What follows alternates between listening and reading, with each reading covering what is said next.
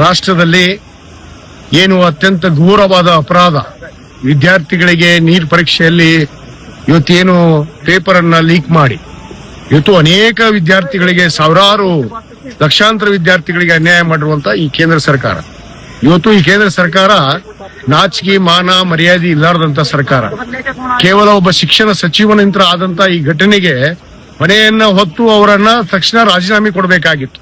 ಆ ಹೊಣೆಗಾರಿಕೆ ಹೊರಲಾರದಕ್ಕೆ ಇವತ್ತು ಕಾಂಗ್ರೆಸ್ ಜನತಾ ಪಾರ್ಟಿ ಇಡೀ ದೇಶದಾದ್ಯಂತ ಇವತ್ತು ಪ್ರತಿಭಟನೆಯನ್ನ ಮಾಡೋದ್ರ ಮುಖಾಂತರ ಲಕ್ಷಾಂತರ ವಿದ್ಯಾರ್ಥಿಗಳಿಗೆ ಇವತ್ತು ಪೊಲೀಸರ ಮುಖಾಂತರ ಹಲ್ಲೆಯನ್ನ ಮಾಡಿ ಎಷ್ಟೋ ಮಂದಿ ಪಾಪ ಇವತ್ತು ಆತ್ಮಹತ್ಯೆಯನ್ನು ಕೂಡ ಮಾಡ್ಕೊಂಡಿದ್ದಾರೆ ವಿದ್ಯಾರ್ಥಿಗಳು.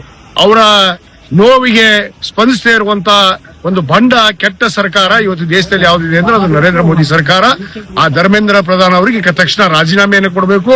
ಇವತ್ತು ನಮ್ಮ ಕಾಂಗ್ರೆಸ್ ರಾಷ್ಟ್ರೀಯ ಅಧ್ಯಕ್ಷರು, ವಿರೋಧ ಪಕ್ಷದ ನಾಯಕರಾದಂತಹ ಸನ್ಮಾನ್ಯ ರಾಹುಲ್ ಗಾಂಧಿ ಅವರು ಈಗಾಗಲೇ ಪ್ರಧಾನಮಂತ್ರಿಯ ಮನೆ ಮುಂದೆನೆ ಇವತ್ತು ನಾವೆಲ್ಲ ಪ್ರತಿಭಟನೆಯನ್ನ ಕೂತಿದ್ದೇವೆ. ಇವತ್ತು ನಮ್ಮ ಸಂಸದರ ಒಳಗೊಂಡಂತೆ, ನಮ್ಮ ಎಐಸಿಸಿ ಅಧ್ಯಕ್ಷರಾದಂತಹ ಸನ್ಮಾನ್ಯ ಮಲ್ಲಿಕಾರ್ಜುನ ಅವರು ಒಳಗೊಂಡಂತೆ, ನಮ್ಮ ಮಾನ್ಯ ಮುಖ್ಯಮಂತ್ರಿಗಳಂತ ಸನ್ಮಾನ್ಯ ಡಿ.ಕೆ. ಶಿವಕುಮಾರ್ ಅವರು ಕೂಡ ಈ ಪ್ರತಿಭಟನೆಯಲ್ಲಿ ಭಾಗವಹಿಸಿದ್ದೇವೆ. ಅನೇಕ ಜನ ಮುಖ್ಯಮಂತ್ರಿಗಳು ಕೂಡ ಇಲ್ಲಿ ಆಗಮಿಸಿದ್ದಾರೆ. ಅನೇಕ ಪಕ್ಷದ ಬೇರೆ ಬೇರೆ ಏನು ಎನ್ಡಿಎ ಒಕ್ಕೂಟದ ಮುಖ್ಯ ಪಕ್ಷಗಳು ಕೂಡ ಇವತ್ತು ಇಲ್ಲಿ ಆಗಮಿಸಿ ಪ್ರಧಾನಮಂತ್ರಿಯ ಅವರ ಮನೆ ಮುಂದೆ ಇವತ್ತು ಸತ್ಯಾಗ್ರಹವನ್ನು ಕೂತಿದ್ವಿ.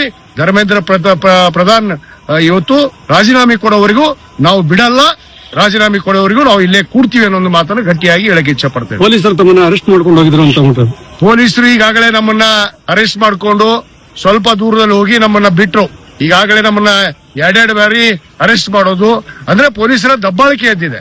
ಇವತ್ತು ಗುಂಡಾಗಿರಿಯನ್ನ ಪೊಲೀಸ್ ಇಲಾಖೆಯಿಂದ ಇಟ್ಕೊಂಡು ಇವತ್ತು ಡೆಲ್ಲಿಯಲ್ಲಿ ಗುಂಡಾಗಿರಿ ಮಾಡ್ತಿರುವಂತ ಇವತ್ತು ನರೇಂದ್ರ ಮೋದಿ ಸರ್ಕಾರ. ಇವತ್ತು ನಾವು ಇದಕ್ಕೆ ಧಿಕ್ಕರಿಸ್ತೇವೆ.